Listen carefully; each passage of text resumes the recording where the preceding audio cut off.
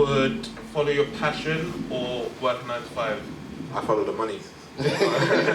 So for me, it's 9 to 5 until I get enough money to follow my passion. Okay, fair enough. What about you, Ed? The thing is, you say you like follow 9 to 5 or passion, but maybe for some people the 9 to 5 is their passion. That is true. That makes sense. So for me, I'd say I'm currently working a 9 to 5 myself, and the plan for me is to carry on in the 9 to 5 until I've saved up enough capital to pursue my passion. What do you do? So we should have introduced that, shouldn't we? So I'm currently in finance. Money man. Baller. These guys always call me the baller, but I'm always asking them for money. But, yeah, I work in finance, and it wasn't my dream when I was in primary school. I didn't go through primary school and secondary school saying, oh, I'm going to be an accountant or anything. You just sort of fall into it. And then later on in life, you realise, I kind of want to follow my passion. So with me, I would sort of like to become like a developer. I know coding is a big thing right now. It's blowing up. So I would like to become a developer and create websites, design websites, that sort of thing. So luckily enough, I'm in a place in my life where I can work towards pursuing that. Whereas if you're in a 9 to 5 and you have responsibilities and you have certain commitments, you can't really just get up and say, oh, I'm going to quit my job and follow my passion. You've got to think about a lot of things. Say you have kids or you have a mortgage to pay or stuff like that. You know what, yeah? I've known you for like maybe 20 years. This is the longest I've ever heard you speak. But you said something. You said you just sort of fell into it. Do you feel like you fell into your job or your parents pushed you into it? Oh boy, that's a whole nother conversation. All right. Do we have any Africans in the house? Yes. Do you know what? One African. Do you know where I'm heading with this? Yes. There you go. But yeah, my parents pretty much pushed me down the route I went through because working as an accountant or having a stable job in inverted commas is safe, isn't it? So for me, my parents pushed me down the route, but then after I graduated from uni, they sort of just said, all right, do what you want. But by then, obviously, I've already fallen into the finance route, so... They've trapped you already. Yeah, it's a trap.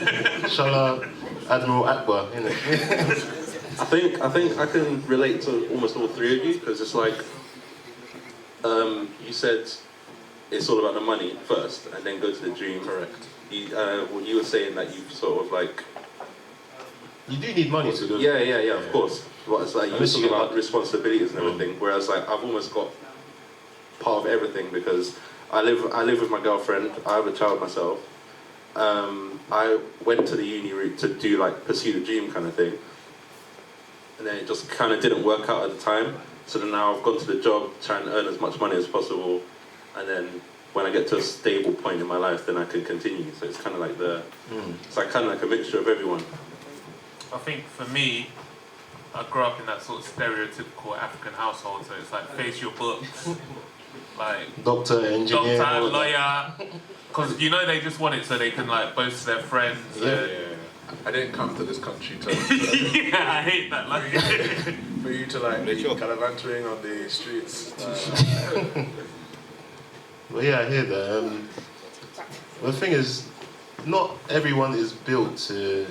everyone is capable of doing whatever they want in life, obviously, but the whole following your passion thing, not everyone is built for it, like starting your own business and that. Not everyone has a stomach for it. Yeah, because 9 to 5, it gives you some sort of discipline. You go in and you've got a certain job to do, and then at 5 o'clock, that's it. You don't have to think about it anymore. Yeah. But if you really want to go into your own thing, start your passion away from a 9 to 5 and start your own business, it's literally 24/7. So there's no switching off from it. That's what a lot of people don't kind of realise before going into it. I think it can relate it to when you're secondary school and primary school, because it's almost like, because you start school, you start at 9 or whatever, you finish at 3:30. It's very similar to work. Yeah. It's like they trained you into almost sticking with that role kind of thing. Yeah, I'd love to have 9 a.m. to 3 p.m. days these days. that 2 extra hours came from. But one thing actually, sorry, just to move. One thing I've been seeing a lot of on Twitter lately is sort of 9 to 5 slander and the idea that you shouldn't be working for anyone else and you shouldn't Like working for yourself. Yeah. So how do you lot feel about that? It's good to aspire to be your own boss. I mean, everyone wants to be in control of their own destiny, but there's no need. You can pursue that without slandering people in the 9 to 5, and both have their pros and cons. I mean, some people work in 9 to 5 their whole life and they achieve everything they want to achieve, whether it's financially or personally. So that's fine. Everyone's different. You do what suits you. I think it's sort of 50-50 because obviously when you are your own boss, you do have the freedom to do whatever, but that does come with a certain level of responsibility that not everyone's ready for. But on the other side, when you're working under someone, you may not necessarily like that person, and that in itself. And this is funny because my actual boss is right here in the building right now, so I have to be careful. Is there some sort of like... So let me be careful with what I say. But like, when you don't like your boss or you don't like your employees, it makes life a little bit sticky for you. So it's sort of like, what do you have the stomach for? What can you handle? And everyone's different, so. I think that you can compare it to sort of renting versus having a mortgage. So, say you're working for someone else, you're making them money all the time rather than maximizing your personal output. But if you're having so that would be equivalent to renting because you're paying someone else's mortgage in effect. But if you have your own business,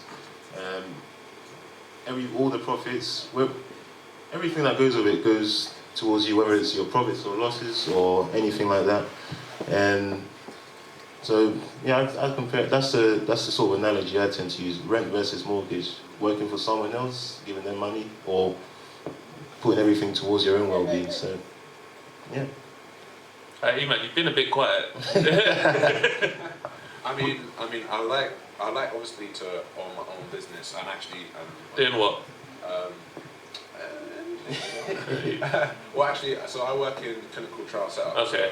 So, I set up drug trials. So I would like to eventually create a company which works directly with like GSK, AstraZeneca. Want to be a big boy cartel? Of course, drug cartel. Call it Ephraim cartel. Well, now you told everyone what it's called. Snake yourself. Like, I would like to obviously create my own business, but it's a lot of hard work. And sometimes, like the stress even to try and get there, it's not even that worth it. Yeah. I mean, there's no harm in working for someone else as long as you're happy, you're in a good working environment, and like your boss is. Would you say your boss is great as well? Oh, it's a sticky one. Nah, my boss is alright. My boss is alright. But yeah, like as long as the environment and your colleagues are cool, I don't see anything wrong with. Let me put a question to you, well, the crowd as well. But I'll ask the pod first because so you have kids and whatnot, and it gets to a stage where they have to make a decision to either. So I read a stat the other day that most boys growing up these days want to become, say, YouTubers or things like that. Yeah. So I don't know, me. Yeah, go on. I don't want my boy coming to me telling me he wants to do YouTube. I don't want my child being a YouTuber personally. I don't feel like. Why not? It's not sustainable. What do you think about KSI though? What do you think about KSI? He's No, but pretty if you- sustainable right now. No, but if you look at KSI, he's sort of like had to spread himself. In what way? Not in that way, but like you've seen, he's doing the boxing thing now, and he's doing like this little event and that. So YouTube in itself, I don't think that's sustainable. I could be wrong, but I'd want my boy to have a proper plan. Oh, so you're gonna have a son? No, my first three kids are gonna be boys. I've already prayed over it. All right. Okay.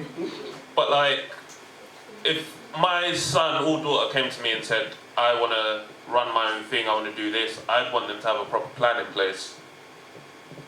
Like, I don't really believe in just sort of like following your dream blindly, because you're just gonna. Damn. not in a harsh way, but you're just not going to get anywhere. Whereas if you have a plan, you sort of know what direction you're heading in, or other things like financial literacy and stuff like that, which not everyone necessarily learns. I need them. I need to know they know that. Yeah, I hear that. It's a big leap of faith you have to take as a parent when it comes to supporting your kid down those sort of unconventional routes. So, what do you think, Eva? Ephraim?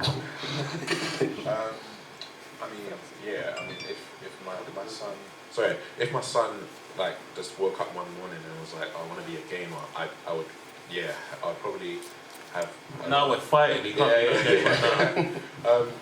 I'd probably have an argument that would last for many hours. But I'd probably want to understand where it's coming from. Like, where do you, as you said, also, like, what's the plan? Like, how good, how beneficial is it going to be for you when I'm not here? You're gaming, put food on the table. Are you able to? Boy, that old line. Yeah, it's true though. I mean, I remember my mum. We all go through these stages where we all want to be footballers. And my ACL went, so that's why I'm. That old chestnut. But you just have to be realistic with your kids, I suppose, and tell them, explain to them. I mean, but if you could see they were good at it, they were talented at it, I would help them.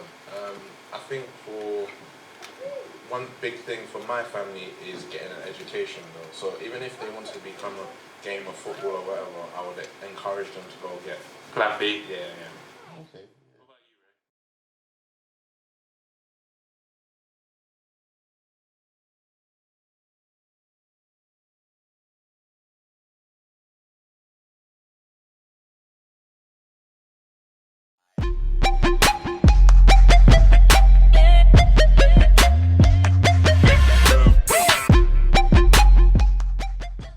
Even the podcast game now is almost all oversaturated. So it's like, say your kid now wants to come to you. Say your kid is 15 or whatever. He'll come to you and say, "Oh yeah, I want to be a gamer. Gonna start a YouTube channel." You're thinking, YouTube's been around for how many years or whatever. It's almost pointless at this moment unless you have a really good niche. But how is it pointless? There's no limit. There's no limit. It's almost like to YouTube and say, all right, no more YouTubers. No, it's like all the YouTubers. Say like all the YouTubers I used to watch now. A lot of them are still going, and then there's like, it's almost how do I describe it? It's like I think it's like the ceiling to break through now. So many people. It's like there was a period where everyone was on YouTube, and you need to be very good or have a very specific thing for you to get noticed. It's almost like a podcast game now because everyone is jumping on it. I think there's always a gap in the market. Always. Yeah. Always. There's space for everyone. A very small gap, but there will be a gap. But yeah.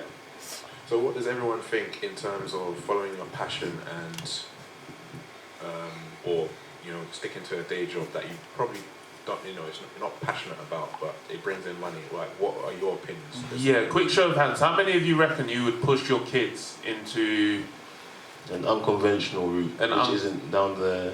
No, push them into the conventional route. Yeah. How many of you would force your kids into uni? Yeah. Wow. None of you. Okay. Okay. Oh, one. And the rest of you, I'm assuming, will just let it run. You just support them in. Yeah. And would you say you'd encourage them to follow their education as well on the side, or just let them go all the way? Education. Okay. Thank you for that. Next.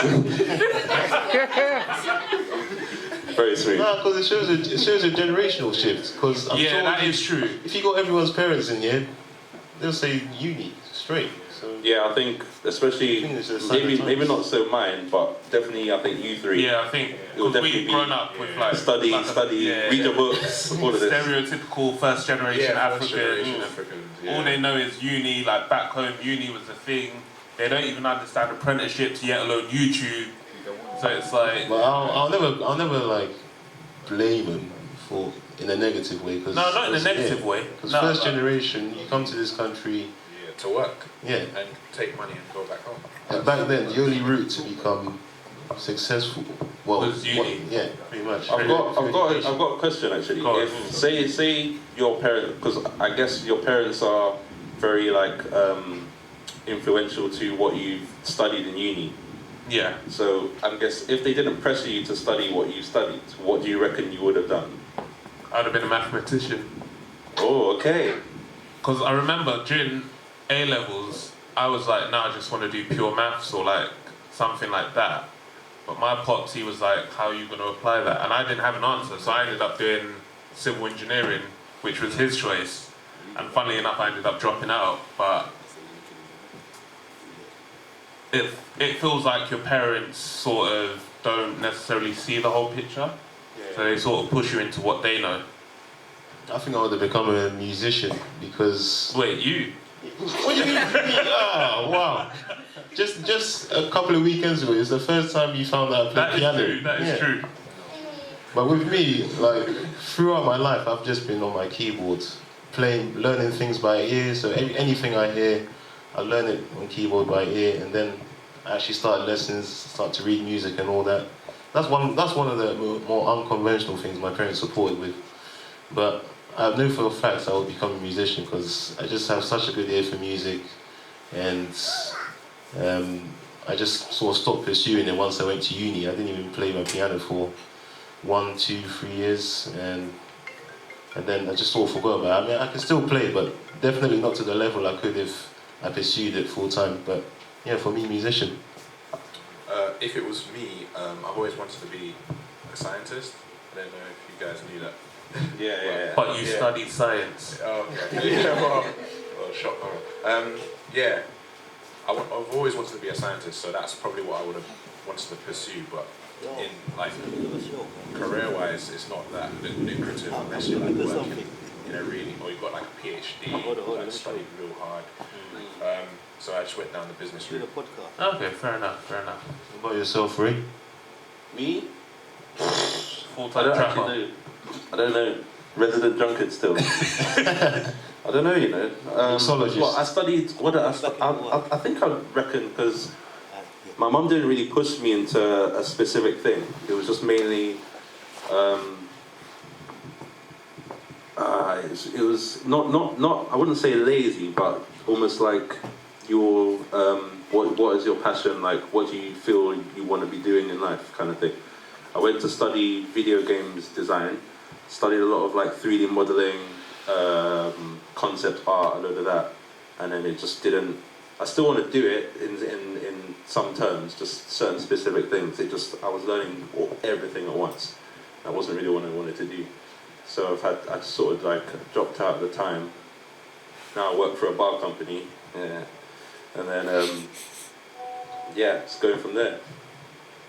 Cool. So, with that being said, one last question. Where do you guys see yourself in 20 years' time? Do you think you're still going to be in your chosen career field, or at some point do you reckon you're going to make the switch and follow what you want to do? Man, life is full of surprises, isn't it? That's true. But where would you want to be? I'd like to be in control of my own destiny, so I'd like to have my own business, really, like as a developer, I'd say, yeah. What, like website? Yeah, Website development? websites or creating apps or just in that sort of space, because I really enjoy that at the moment, so yeah. Fair enough. What about you, man? 20 years time, I'm hoping to be retired. I don't want to do anything. Real talks. Yeah, like just sleep throughout the whole day. Really. No. Bearing in mind, you'll be like what? It'll be almost 50. Yeah. What are you baiting out my age for? Didn't say specifics. But, what about you? Yeah, no, I was just gonna say it would be nice to own a business or just investments, but do as little, as much as possible. So Yeah. Me, I don't think definitely won't be in the role I'm in now, the field.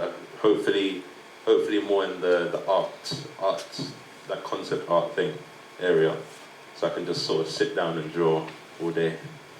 Okay, fair enough. I think for me, hopefully in 20 years' time I'll have some nice investments and my firstborn son would have signed his first contract with Arsenal.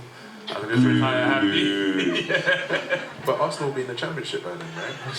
Either way, as long as he's getting paid and he can take care of me, I'm fine. That's it. Alright, with that being said, what's our socials? I never remember. So follow, actually, can everyone get their phone out right now? Follow us now. and type in on Instagram at the 12 pod. On Instagram, Twitter. Twitter. And SoundCloud, iTunes, Spotify. we're everywhere. We're everywhere. We're what, 10 episodes deep? 10 episodes, Yeah, yeah. indeed. Well, 11 today. 11, We're yeah, gonna record yeah, after this. But yeah, thanks for having us, guys. Thanks. Cheers. Wow. Let's give a round of applause. No, that was weak, guys. What is that? Thank you so much, guys. I mean, that was a very interesting conversation.